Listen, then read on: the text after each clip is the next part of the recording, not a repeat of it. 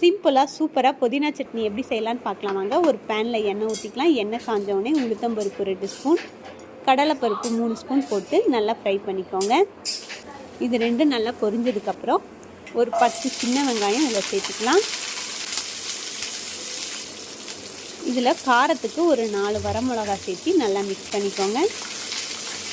இதில் ஒரு 8 பல் பூண்டு, ஒரு சின்ன சைஸில் புளி சேர்த்து நல்லா மிக்ஸ் பண்ணிக்கலாம்.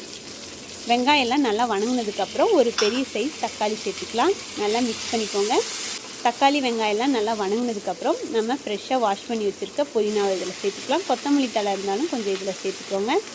இதை நல்லா மிக்ஸ் பண்ணிக்கலாம். புதினா நல்லா சுண்டுனதுக்கப்புறம் இப்போ கடைசியாக ஒரு 2 ஸ்பூன் தேங்காய் சேர்த்திக்கலாம்.